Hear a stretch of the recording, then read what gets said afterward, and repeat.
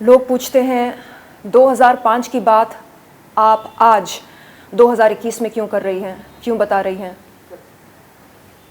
इन लोगों को बता दूं कि बड़ा मुश्किल होता है इस तरह की बातें पब्लिक डोमेन में रखना। 2005 में मैंने अपना बाप खोया था। एक न्यूकमर थी मैं बॉलीवुड में, मुंबई नगरिया में। ये उम्मीद रखना एक 20 साल की लड़की से जिसने अपना बाप खोया हो और जो एक न्यूकमर हो कि वो ऐसे हादसे के बाद पुलिस में रिपोर्ट लिखाए या मीडिया को अपने इस अनुभव के बारे में बताए, बहुत ही अनरीजनेबल होगा। मैं कुछ साल पहले तक खुद को ही कसूरवार ठहरा रही थी इस बात के लिए। मुझे लगता था कि अगर मैं साजिद खान से मिलने नहीं जाती तो शायद ऐसा कुछ नहीं होता। और कई महिलाएं ऐसा ही सोचती हैं, वो खुद को ही दोषी ठहराती हैं अपने यौन शोषण के लिए। कुछ साल पहले जब मुझे पता चला मी टू मूवमेंट के चलते कि साजिद खान ने सिर्फ मेरा ही नहीं बल्कि और भी कई महिलाओं के साथ गलत किया, तब जाकर मैंने खुद को कसूरवार ठहराना बंद किया। तब जाकर मैंने ये माना कि नहीं, कसूर मेरा बिल्कुल नहीं था। मैं अगर नहीं जाती तो मेरे साथ बिल्कुल नहीं होता जो हुआ है, लेकिन किसी और के साथ होता, किसी और का शोषण होता।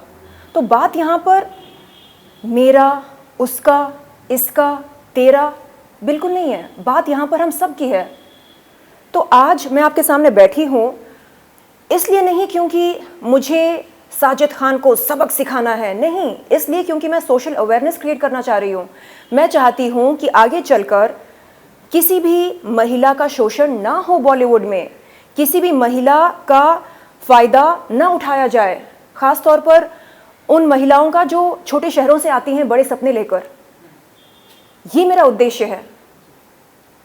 नहीं, आपने आप बीती बताई ट्विटर के जरिए 2005 में उन्होंने आपको बुलाया, तो उसके बाद का अगर आप कुछ बताना चाहें कि कल से ही लोग बहुत ही क्यूरियस हो गए कि लोग आखिर इस तरह से क्यों करते हैं। लेकिन उसके बाद क्या हुआ 2005 में आपको उन्होंने बुलाया कि कुछ फिल्म के प्रोजेक्ट के लिए बुलाया जी, किस लिए बुलाया? 2005 मेरे लिए एक बहुत ही दर्दनाक साल रहा। मैं शायद 20 साल की थी और अचानक मेरे पापा गुजर गए। आंध्र प्रदेश के सुनामी विक्टिम्स का इलाज करते करते मैं अपने पापा की चहेती हुआ करती थी। एंड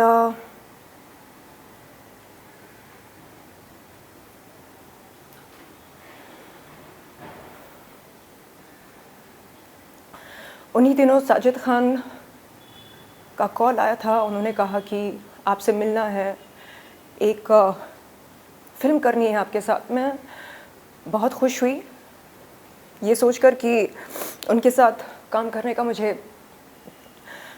अवसर मिलने वाला है, और उनके पास गई। लेकिन कभी दिल में ये डाउट नहीं आया था कि शायद मेरा शोषण होगा। नहीं, अगर ऐसा डाउट आया होता तो शायद मैं बिल्कुल नहीं जाती। और उनसे मैंने बताया भी था उनसे मिलते ही कि ऐसा ऐसा है। कुछ ही दिन पहले मेरे पापा चल बसे। मुझे लगा शायद थोड़ी बहुत सहानुभूति मिलेगी, लेकिन नहीं।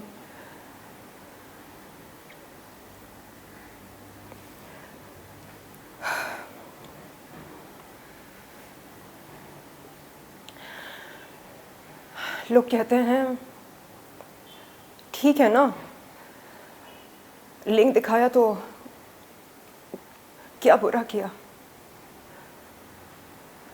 आप अंग प्रदर्शन करती हैं,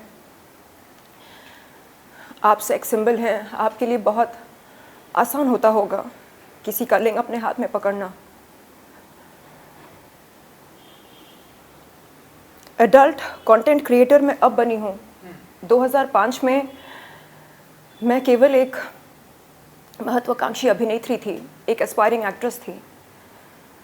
और चाहे महिला जो भी हो, एक अभिनेत्री हो या एडल्ट कंटेंट क्रिएटर हो, बाजारू औरत हो, वैश्या हो, डांसर हो, सिंगर हो, रैपर हो, आकर्षित हो या आकर्षित ना हो, माल हो या माल ना भी हो, तो किसी का कोई हक नहीं बनता कि वो अपना लिंग उसके हाथ में पकड़ा दे। ये जो माइंडसेट है लोगों की, जिसके चलते वो ये सोचते हैं कि ठीक है, चलता है, नहीं चलता है। यदि एक अभिनेत्री एक निर्देशक से मिलने जा रही है और निर्देशक फिल्म की कहानी सुनाते सुनाते अचानक अपने लिंग का प्रदर्शन करता है और अभिनेत्री से कहता है, छूकर देखो ना और बताओ कैसा लगता है, तो ये मेरे ख्याल से एक्सेप्टेबल नहीं है और होना भी नहीं चाहिए। आप खुलकर बोलो कि देखिए, मुझे आपके साथ संभोग करना है, मुझे आपके साथ शारीरिक रिश्ता रखना है, संबंध बनाने हैं, मुझे अपना लिंग आपको दिखाना है, अपना लिंग स्पर्श करवाना है। खुलकर कहो ये बातें और फिर देखो इसका अंजाम क्या होगा। आप फिल्मी प्रलोभन देकर हम कलाकारों को अपने पास बुलाते हो और अपनी स्वार्थ सिद्धि करते हो, ये गलत है। आज मैं यहाँ पर बैठी हूँ ज्ञान बांटने नहीं, प्रवचन देने नहीं, सिर्फ और सिर्फ ये बोलने के लिए कि बॉलीवुड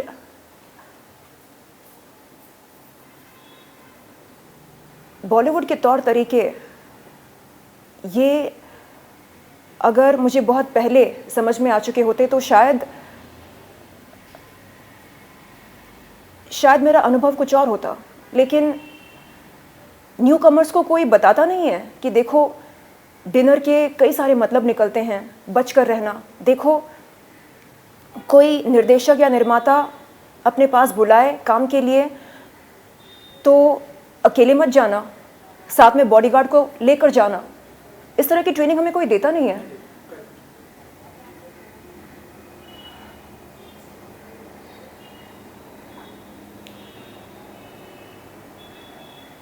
आज मैं एडल्ट कंटेंट क्रिएटर बनी हूँ, इसका पूरा श्रेय मैं बॉलीवुड को देना चाहूँगी। बॉलीवुड ने मुझे एक एडल्ट कंटेंट क्रिएटर बनाया है। मैं तो यहाँ पर सिर्फ एक हीरोइन बनने आई थी। बॉलीवुड ने बताया कि हीरोइन बनने के लिए नमक का होना बहुत ज़रूरी होता है। मैं समझ नहीं पाई कि नमक एक्चुअली होता क्या है। नमक का सेवन तो हम सब करते हैं, तो फिर ये किस नमक की बात करते हैं। धीरे धीरे समझ में आया कि इन्हें एक्स फैक्टर की ज़रूरत होती है। मुझे याद है जब मैं बॉलीवुड के लीडिंग यानी मशहूर निर्देशक निर्माताओं के पास काम मांगने जाती तो वो कहते, आप में वो बात नहीं है। और मैं उनसे पूछती, सर कौन सी बात नहीं है, बताइए ना। नहीं, वो बात नहीं है जो सनी लियोन में है। अच्छा, ऐसी कौन सी बात है जो उनमें है और हम में नहीं है?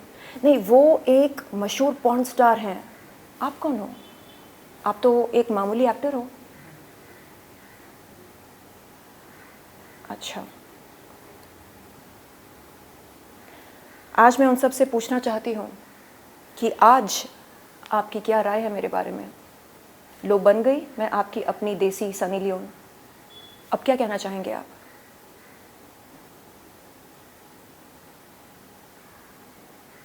बात घूम फिर कर ये ये बनती है कि बॉलीवुड जैसे इंडस्ट्री में इतना दोगलापन क्यों है? यानी जो दिखता है वैसा होता क्यों नहीं है? इनका फंडा ये है, बद रहो लेकिन बदनाम मत रहो। खुले में डिप्रेशन के नारे लगाओ, बंद कमरे में अगर माल का सेवन करना हो करो, बेशक करो। खुले में फैमिली सेंटिमेंट्स की बात करते हैं और बंद